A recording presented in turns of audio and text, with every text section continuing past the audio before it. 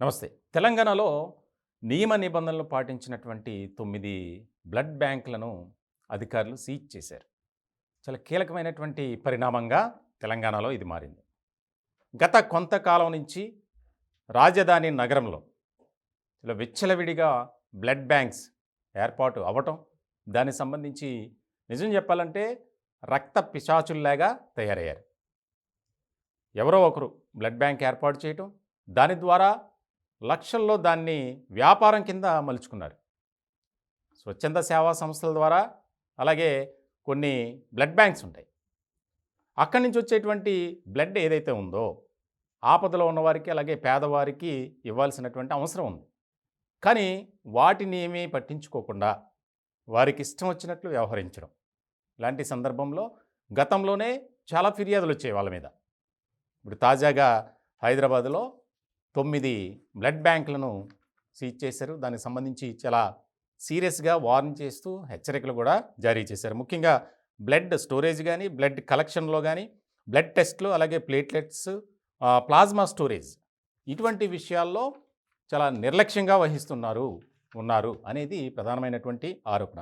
దానికి సంబంధించి ఈ 9 కూడా మలక్పేటలో శ్రీ బాలాజీ బ్లడ్ బ్యాంక్, అలాగే చైతన్యపూర్లో నవజీవన్ బ్లడ్ బ్యాంక్, అలాగే లకడీ కపూర్లో AVS blood bank, Himayat Nagar Rudra blood bank, కోటిలోని రక్షిత బ్లడ్ బ్యాంక్, అలాగే Mehdipatnam Vivekananda blood bank, Balanagar Nandi blood bank, ఉప్పల్లో ఎంఎస్ఎన్ బ్లడ్ బ్యాంక్, అలాగే సికింద్రాబాద్లో ప్రతిమ బ్లడ్ బ్యాంక్.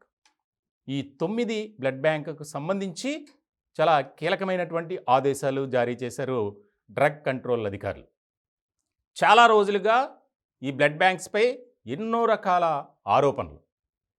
అంటే వాస్తవానికి కొన్ని సందర్భాల్లో బ్లడ్ని అమ్మొచ్చు, కానీ వారు అధిక ధరలకు విక్రయించడం, దానికి సంబంధించి సరైనటువంటి నాణ్యత కూడా పాటించినటువంటి ఈ బ్లడ్ బ్యాంకులపై కొరడా జులిపించారనే చెప్పాలి. ఇంకా ముఖ్యంగా తెలంగాణ రాష్ట్ర వ్యాప్తంగా వందల సంఖ్యలో ఈ బ్లడ్ బ్యాంక్స్ ఏర్పాటైనాయి.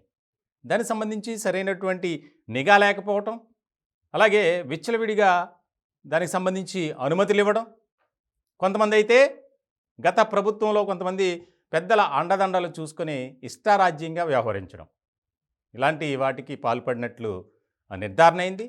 దీనికి సంబంధించి ఈ 9 కూడా చాలా ప్రముఖమైనటువంటి బ్లడ్ బ్యాంక్స్. ఏ రకమైనటువంటి వైఖరితో వారు ముందుకు వెళ్తున్నారో మనం ఇక్కడ అర్థం చేసుకోవచ్చు. దానికి సంబంధించి చాలా సీరియస్గా నోటీసులు ఇచ్చారు. ముఖ్యంగా ప్రస్తుతానికైతే సీజ్ చేశారు. అక్కడ ఏదైతే దానికి అధికారులు నిర్దేశించినటువంటి రూల్స్ అండ్ రెగ్యులేషన్స్ ఉంటాయి, అలాగే కొన్ని క్వాలిటీ పరంగా ఆ అంశాలన్నీ చూసిన తర్వాత అనుమతిస్తామని చెప్పి ప్రస్తుతానికైతే నోటీసులు జారీ చేయడం జరిగింది. దానికి సంబంధించి ఒక ఆసక్తికరమైనటువంటి చర్చ కూడా జరుగుతుంది. ప్రధానంగా హైదరాబాద్ పరిసర ప్రాంతాల్లో బ్లడ్ బ్యాంకులతో కోట్లాది రూపాయలు వ్యాపారం చేస్తున్నారు అనేది బాగా వినిపిస్తుంది. ఇలాంటి తరుణంలో ఈ దాడులు, అలాగే నోటీసులు, సీజ్, ఇదంతా ఒక కీలకమైనటువంటి అంశంగా మారింది.